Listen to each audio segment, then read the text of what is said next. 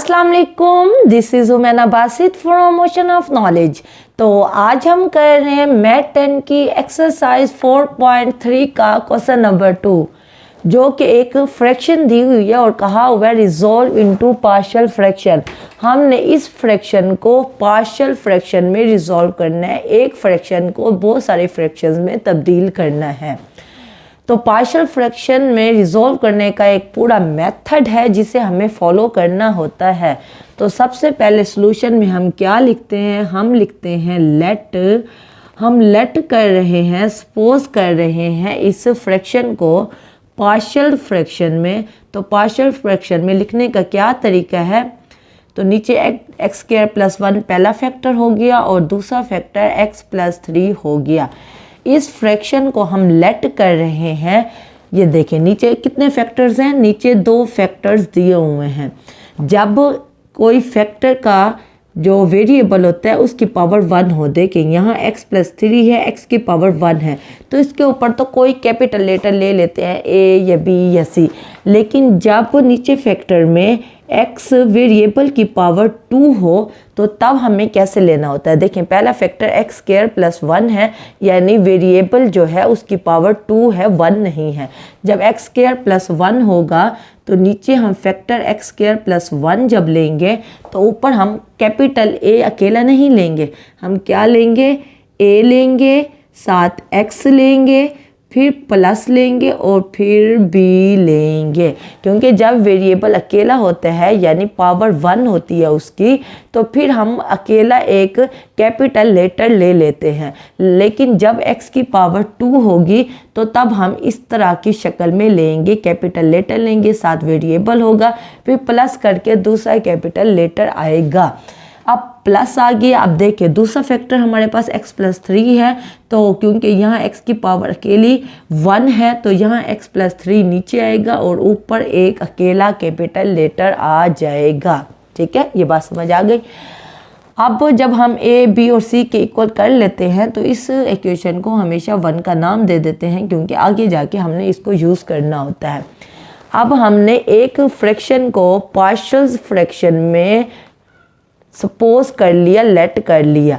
अब लेट तो कर लिया, लेकिन a, b और c इसकी हमने वैल्यू को निकालना है, क्योंकि जब हम a, b और c की वैल्यू को निकाल लेंगे तब हम इसमें पुट कर देंगे तो हमारा एक फ्रैक्शन पार्शियल फ्रैक्शन में तब्दील हो जाएगा।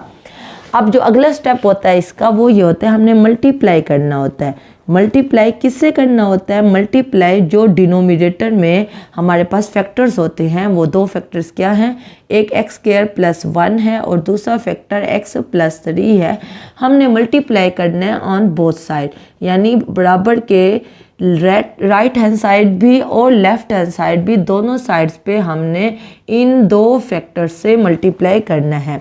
जब हम लेफ्ट हैंड साइड पे मल्टीप्लाई करेंगे तो यहाँ लिखा हुआ आएगा एक्स स्क्वायर प्लस 1 और x प्लस 3, और साथ लेफ्ट हैंड साइड पे क्या है, यह है 3x plus 7 over x square plus 1 और x प्लस 3। ये लेफ्ट हैंड साइड पे मल्टीप्लाई कर दिया। अब इक्वल का साइन है, अब हमने राइट हैंड साइड पे भी मल्टीप्लाई करना है इन दोनों फैक्टर्स को। लेकिन यहाँ हमने देखा एक फ्रैक्शन ये है, फिर बीच में प्लस है, फिर दूसरा फ्रैक्शन है, यानी कि 2 टर्म्स हो गई। तो इस फ्रैक्शन के साथ अलग इन 2 फैक्टर्स को मल्टीप्लाई करेंगे और इस फ्रैक्शन के साथ अलग इन 2 फैक्टर्स को मल्टीप्लाई करेंगे। तो पहले फ्रैक्शन के साथ जब मल्टीप्लाई करेंगे तो क्या लिखेंगे, x square plus 1 x plus 3। तो पहला फ्रैक्शन हमारे पास है ax plus b over x square plus 1। ठीक है, फिर बीच में प्लस है। उसके बाद फिर से हम मल्टीप्लाई करते हैं इस फ्रैक्शन के साथ इन 2 फैक्टर्स को। तो दूसरा क्या हुआ, एक्स स्क्वायर प्लस 1 और x प्लस 3, इसके साथ हम मल्टीप्लाई कर रहे हैं इस फ्रैक्शन के साथ c ओवर x प्लस 3।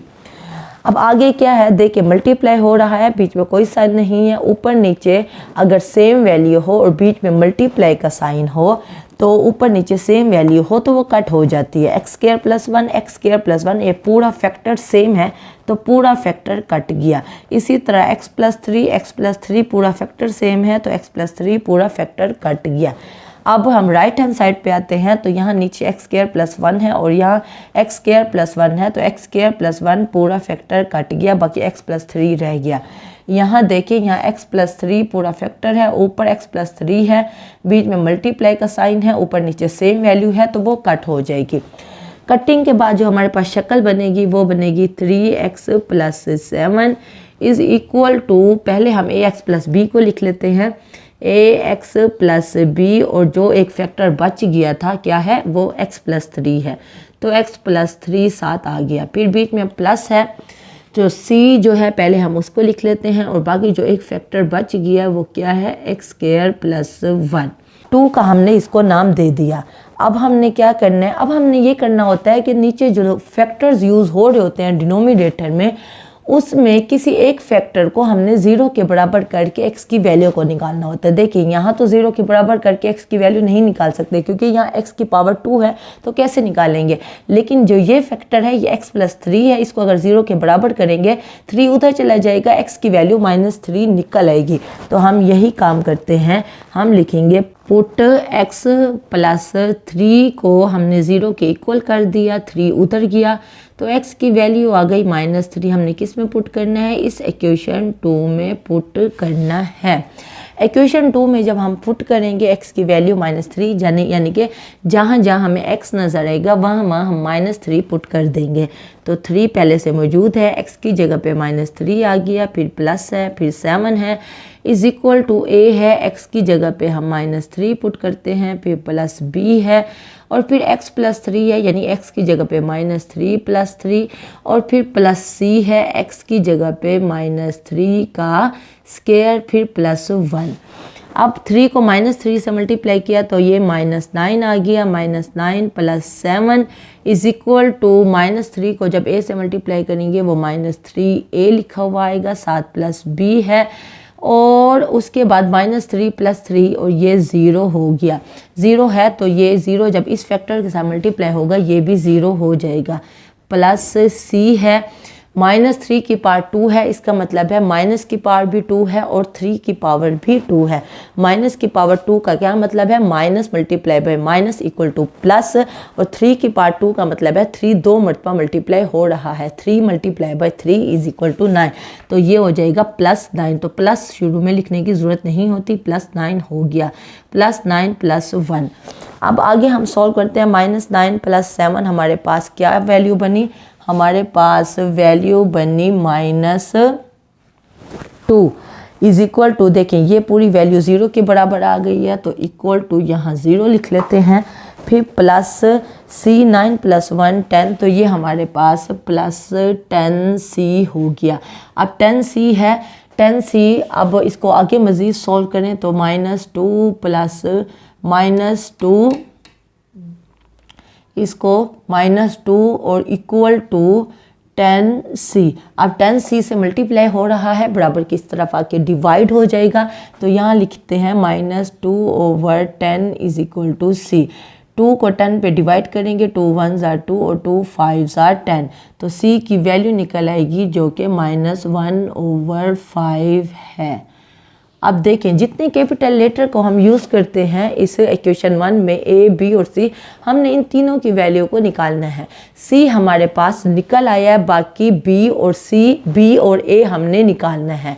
तो उसको निकालने के लिए देखें, अब एक और फैक्टर एक्स स्क्वायर प्लस 1 को 0 के बराबर नहीं कर सकते, क्यों, क्योंकि यहाँ x की पावर 2 है, x की पावर 2 को एक्स स्क्वायर प्लस 1 को 0 के बराबर करेंगे भी, -1 जब उधर जाएगा -1 हो जाएगा, हमें x की वैल्यू चाहिए और ये x की पार्ट 2 है। तो इसको आगे हम सॉल्व करने का ये तरीका है कि इक्वेशन 2 को हम लिख के मज़ीद सिंप्लीफाई करते हैं, तो लिखेंगे बाय 2, यानी कि हम इक्वेशन 2 को लिख रहे हैं, फिर से रीराइट कर रहे हैं, 3x plus 7 is equal to ax plus b into x plus 3, ax plus b into x plus 3, उसके बाद plus c x square plus 1 plus c x square plus 1, ये हमने लिख लिया।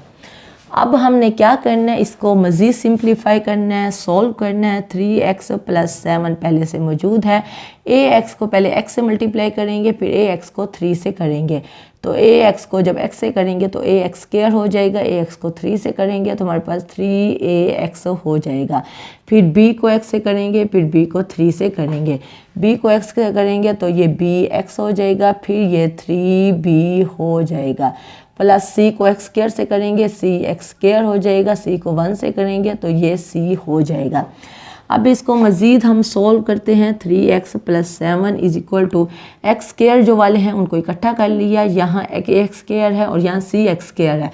x² अगर कॉमन ले लें, x² अगर कॉमन ले लें दोनों में से तो यहाँ क्या बचेगा, a + c बच जाएगा। उसके बाद x वाले जो हैं उनको इकट्ठा कर लेते हैं। x वाले कौन से हैं, एक 3ax है और bx है। तो इनमें से अगर x को कॉमन ले लें तो अंदर आ जाएगा 3a + b और बाहर x लिखा हुआ आएगा। ये दो भी हो गए। उसके अलावा कांस्टेंट टर्म जिसमें वेरिएबल x मौजूद ना हो वो क्या है, वो 3b और c है। तो इसमें से अलग ब्रैकेट में लिख लेते हैं 3b + c और ये अब हमने अलग ब्रैकेट में लिख लिया। अब इसको हम कंपेयर करेंगे। देखें यहाँ हमारे पास अगर मिसाल के तौर पे यहाँ x मौजूद है, अगर हम इस तरह लिखें 0x², देखें x² यहाँ मौजूद नहीं है तो इसका मतलब है कि x² का जो कोफिशिएंट होगा वो 0 होगा, क्योंकि 0 का x² से मल्टीप्लाई करेंगे वो 0 ही आएगा। तो 0x² + 3x, तो 0x² अगर हम साथ लिख लें, इधर हम लिख लें 3x के साथ 0x² + 3, अगर हम इस तरह लिख लें 0x² + 3x + 7 = अब हम जब कंपेयर करेंगे, अब हम लिखेंगे कंपेयरिंग। हम कंपेयरिंग कर रहे हैं किसको, कंपेयरिंग बाय कोफिशिएंट। हम कोफिशिएंट किसके कोफिशिएंट को हम कंपेयर कर रहे हैं, of x² x and constant term और कांस्टेंट। हम x² x और कांस्टेंट के कोफिशिएंट को कंपेयर कर रहे हैं। कोफिशिएंट क्या होता है, x² के साथ जो लिखा हुआ होता है इसको कोफिशिएंट कहते हैं। x² के साथ जो लिखा हुआ होता है उसको कोफिशिएंट कहते हैं। x² का कोफिशिएंट यहाँ a + c है राइट हैंड साइड पे, लेफ्ट हैंड साइड पे 0 है। क्योंकि x² मौजूद नहीं था तो मैंने 0x² लिख दिया आपको समझाने के लिए कि जब कोई x² मौजूद ही नहीं है तो इसका मतलब है वो 0x² है। तो जब हमने कोफिशिएंट को कंपेयर किया, राइट हैंड साइड पे a + c x² था तो x² का कोफिशिएंट a + c बनता है, तो यहाँ a + c किसके बराबर आएगा, वो 0 के बराबर आ जाएगा।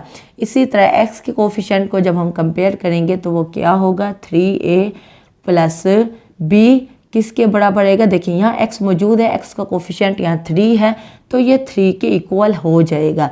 उसके बाद कांस्टेंट टर्म है वो क्या है, 3b + c, तो इसको किसके इक्वल करेंगे, इसको जो कांस्टेंट टर्म है लेफ्ट हैंड साइड पे वो क्या है, 7 है, तो इसको 7 के इक्वल कर दिया। अब इसको फर्दर हम कोई नाम दे देते हैं, इसको फर्स्ट का नाम दे देते हैं, इसको सेकंड का नाम दे देते हैं और इसको थर्ड का नाम दे देते हैं। अब क्योंकि हमारे पास c की वैल्यू हम निकाल चुके हैं, अब हमने दो वैल्यूज़ निकालनी है a और b की, तो हम इस इक्वेशन 1 को यूज़ करते हैं। तो हम लिखेंगे बाय 1। हम इस इक्वेशन 1 को यूज़ कर रहे हैं ताकि हम इसमें c की वैल्यू को पुट करके a की वैल्यू को निकाल सकें। तो a + c की जगह पे हम क्या पुट करते हैं, वो -1/5 पुट करते हैं = 0। अब माइनस a क्या हो जाएगा, a -1/5 = 0। इसको मज़ीद सॉल्व करते हैं, -1/5 उधर जाएगा तो a की वैल्यू क्या निकलेगी, +1/5। अब a और c की हमारे पास वैल्यू निकल चुकी है। अब हम क्या करते हैं, अब हम इस इक्वेशन 2 में a की वैल्यू को पुट करते हैं ताकि हम b को निकाल सकें। तो हम लिखेंगे बाय 2, यानी हम इक्वेशन 2 जिसको नाम दिया है उसमें a की वैल्यू को पुट कर रहे हैं। तो वो क्या है, 3, a की जगह पे हम क्या पुट करते हैं, 1/5, p + b है और = 3 है। 3 1 से मल्टीप्लाई होगा तो ये हो जाएगा 3/5 + b = 3। इसको मज़ीद आगे सॉल्व करें 3/5 बराबर के उस तरफ जाएगा क्योंकि हमने b की वैल्यू निकालनी है, तो वो हो जाएगा 3 - 3/5। अब आपको पता है बीच में प्लस या माइनस हो, दो फ्रैक्शंस हो, देखें ये भी फ्रैक्शन ही है, 3 के नीचे डिनोमिनेटर में हमेशा 1 होता है। अगर कोई भी वैल्यू लिखी हुई है 4, 7, 9 कोई भी वैल्यू, तो उसके डिनोमिनेटर में 1 मौजूद होता है। हमने डिनोमिनेटर में 1 क्यों लिखा है? क्योंकि दूसरे हमारे पास फ्रैक्शन था, तो हम इसको भी फ्रैक्शन की शक्ल में लिखना चाह रहे थे ताकि दोनों फ्रैक्शन हो जाएं और हमारे लिए सॉल्व करना बहुत ही आसान हो जाए। अब दो फ्रैक्शंस हैं, उनके बीच में माइनस है, दो फ्रैक्शन हो उनके बीच में प्लस या माइनस हो, तो हम हमेशा एलसीएम लेते हैं। तो एलसीएम कैसे लेते हैं? जो डिनोमिनेटर में वैल्यूज़ यूज़ हो रही होती हैं उनका एलसीएम लेते हैं। अब यहाँ 5 है और यहाँ 1 है, तो b की वैल्यू हम निकालते हैं। 5 और 1 को जब हम एलसीएम लेंगे तो वो 5 ही आएगा। और फिर क्या करते हैं, 5 को 1 पे यानी कि नीचे वाले पे डिवाइड करते हैं। 5 को 1 पे डिवाइड करेंगे तो 5 आएगा। जो आंसर आता है उसको ऊपर वाले से मल्टीप्लाई करते हैं। आंसर क्या आया? 5। जब 5 को 1 पे डिवाइड किया आंसर 5 आया। 5 को 3 से मल्टीप्लाई किया तो आंसर 15 आया है। बीच में माइनस है तो यहाँ माइनस आ जाएगा। फिर इसी तरह 5 को 5 पे डिवाइड करेंगे आंसर 1 आएगा। जो आंसर आएगा उसको ऊपर वाले से मल्टीप्लाई करेंगे, 1 को 3 से मल्टीप्लाई करेंगे तो आंसर 3 आएगा। तो इसका मतलब है 15 - 3 हमारे पास 12/5 हो गया। और ये किसकी वैल्यू निकली? ये हमारे पास b की वैल्यू निकली 12/5। देखें अब हमारे पास a की वैल्यू निकली है 1/5, b की वैल्यू निकली है 12/5 और c की वैल्यू निकली है -1/5। अब हमने क्या करना है? अब हमने इन तीनों वैल्यूज़ को इक्वेशन 1 में पुट करना है। क्योंकि नीचे ख़त्म हो गई है जगह, तो मैं यहीं लिख लेती हूँ इनको मिटा के। तो आप क्या लिखोगे? ये a, b और c, जब b निकल आएगा उसके बाद आप लिखोगे बाय 1, यानी कि आप इक्वेशन 1 में वैल्यूज़ को पुट कर रहे हो। देखें c की जगह पे आप क्या पुट करोगे? -1/5। तो यहाँ क्या होगा? -1/5 और ax + b है। a की वैल्यू आपके पास क्या निकली है? वो निकली है 1/5। तो a की जगह पे हम क्या पुट कर देते हैं? 1/5। x और b की जगह पे हम क्या पुट करते हैं? 12/5। तो b की जगह पे हम पुट कर देंगे 12/5। इसको मज़ीद आगे हमने सॉल्व करना है, तो मैं इसको मिटा रही हूँ ताकि हम अगला स्टेप भी कर सकें। तो आगे हमने क्या करना है? देखें 1/5x + 12/5 है, तो 1/5 को अगर हम कॉमन ले लें तो अंदर क्या बचेगा? x + 12 ऐसे ही बनेगा। और यहाँ प्लस है, यहाँ माइनस है, तो यहाँ हम इसको सोल्व कर लेते हैं। x² + 1 हमने लिख लिया। यहाँ माइनस है, यहाँ प्लस है, तो यहाँ माइनस आ जाएगा, ऊपर 1 आ जाएगा, 5 नीचे आ जाता है, 5x + 3 आ गया। इसी तरह ये 5 भी नीचे आ जाएगा और यहाँ अकेला ऊपर 1 को लिखने की ज़रूरत नहीं होती, तो यहाँ 5 नीचे आ जाएगा, x² + 1 यानी ऊपर हो गया x + 12 और नीचे हो गया 5 × x² + 1। और ये हमारा किसके बराबर है? ये 3x + 7 ओवर x² + 1 और x + 3 के बराबर है। यही हमारा क्वेश्चन था। इस क्वेश्चन को हमने पार्शियल फ्रैक्शन में रिजॉल्व कर लिया। एक फ्रैक्शन हमें दिया हुआ था, इस एक फ्रैक्शन को हमने पार्शियल फ्रैक्शन में दो फ्रैक्शंस में तब्दील कर लिया है। पहला फ्रैक्शन ये है और दूसरा फ्रैक्शन ये है। और ये बात हमेशा माइंड में रखें कि अगर जैसे यहाँ माइनस है, माइनस यहाँ मल्टीप्लाई हो गया, 1/5 जब होता है डिनोमिनेटर में, न्यूमिनेटर में अगर फ्रैक्शन आ रहा होता है तो उसका जो डिनोमिनेटर है वो नीचे चला जाता है। तो 5 जो था वो न्यूमिनेटर में डिनोमिनेटर था, तो इसलिए 5 नीचे चला गया है और x + 3 के साथ लिखा हुआ आया। और यहाँ भी 5 कॉमन लेने के बाद हमने 5 को नीचे लिख दिया है। और ये हमारा आंसर है क्वेश्चन नंबर 2 का। ओके, अब हम चलते हैं नेक्स्ट क्वेश्चन की तरफ। क्वेश्चन नंबर 3 है 1/x + 1 x² + 1। इस एक फ्रैक्शन को हमने पार्शियल फ्रैक्शन में रिजॉल्व करना है। तो ये बिल्कुल वैसे ही है जैसे अभी मैंने आपको क्वेश्चन नंबर 2 करवाया है। सबसे पहले हम लेट कर लेते हैं 1/x+1 x² + 1 x+1 जो है यहाँ x की पावर 1 है तो इसलिए इसके ऊपर कैपिटल A अकेला आ जाएगा। फिर प्लस है यहाँ x की पावर 2 है, जहाँ x की पावर 2 हो जिस फैक्टर में उसके ऊपर एक कैपिटल लेटर आता है साथ वेरिएबल, फिर एक प्लस करके दूसरा कैपिटल लेटर आता है। तो x² + 1 के ऊपर हमने bx + c लिख दिया, इसको 1 का नाम दे दिया। अगला स्टेप ये होता है हमने मल्टीप्लाई करना होता है इन दोनों फैक्टर्स के साथ। तो इन दोनों फैक्टर के साथ हमने इस तरफ भी मल्टीप्लाई कर दिया, इस फ्रैक्शन के साथ भी मल्टीप्लाई कर दिया और इस फ्रैक्शन के साथ भी मल्टीप्लाई कर दिया है। बोथ साइड का मतलब है इक्वल के इस साइड पे भी और इक्वल के दूसरी साइड पे भी मल्टीप्लाई करना है। जब यहाँ मल्टीप्लाई करेंगे x+1 x² + 1 कट जाएगा, अकेला 1 आ जाएगा, इक्वल टू यहाँ कटेगा x+1 कट जाएगा और a के साथ दूसरा फैक्टर यानी कि x² + 1 आ जाएगा। फिर प्लस है bx + c आ जाएगा और x² + 1 कट जाएगा, बाकी x+1 दूसरा फैक्टर आ जाएगा, इसको हमने 2 का नाम दे दिया। अगले स्टेप पे हमने जो हमारे पास सिंपल वाला फैक्टर होता है जहाँ x की पावर 1 होती है उस फैक्टर को 0 के बराबर करना होता है। तो x+1 को हमने 0 के बराबर किया, 1 उधर गया तो x की वैल्यू -1 आ गई। x की वैल्यू -1 को हमने इक्वेशन 2 में पुट करना है, जहाँ जहाँ हमें x नज़र आएगा हम वहाँ -1 पुट करेंगे। तो 1 पुट करने के बाद हमारे पास 1 = 2a आएगा, 2a से मल्टीप्लाई हो रहा है, 2 उधर आके डिवाइड हो जाएगा और a की वैल्यू निकल आएगी 1/2।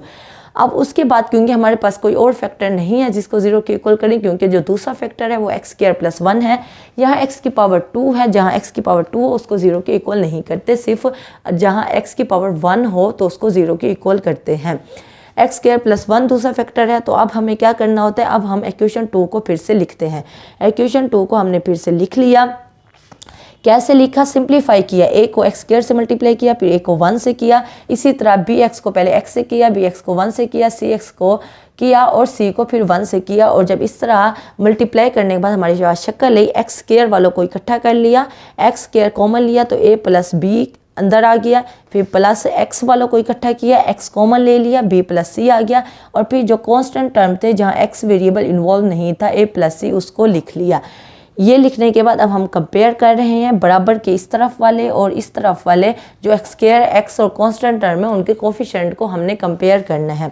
देखिए यहाँ अकेला 1 खड़ा हुआ है, इसका मतलब है 0x² है और 0x है, ऐसे ही है ना, यानी जो वेरिएबल x है वो भी 0 है और जो x² वेरिएबल है उसका भी कोफिशिएंट 0 है। तो जब हम कंपेयर करेंगे यहाँ x² है, x² का कोफिशिएंट यहाँ a + b है, तो a + b को किसके इक्वल करेंगे, 0 के। तो देखें a + b को हमने 0 के इक्वल कर दिया। उसके बाद x का जो कोफिशिएंट है वो b + c है और यहाँ x का कोफिशिएंट 0 है, क्योंकि मौजूद नहीं था तो मैंने 0x लिख लिया ताकि आपको समझ आ सके कि हमने कैसे कंपेयर किया है, b + c को 0 के इक्वल कैसे किया है। तो b + c को भी हमने 0 के इक्वल कर दिया और तीसरी कांस्टेंट टर्म थी a + c, a + t, क्योंकि यहाँ 1 मौजूद है तो a + c को हमने 1 के इक्वल कर लिया।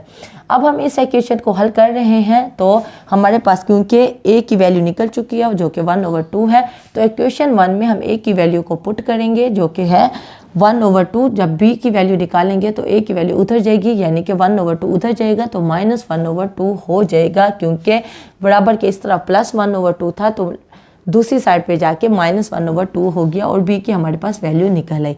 अब इस हम इक्वेशन 2 को हल करते हैं। b की वैल्यू की जगह पे हम -1/2 पुट करेंगे तो c की वैल्यू क्या आएगी, b की वैल्यू -1/2 जब बराबर के दूसरी तरफ जाएगी तो वो +1/2 हो जाएगी और c की वैल्यू निकल आएगी। अब a, b और c तीनों की वैल्यू हमारे पास निकल चुकी है, तो इस इक्वेशन 1 में हम a, b और c की जगह पे वैल्यू को पुट कर देंगे। ये हमने पुट कर दिया।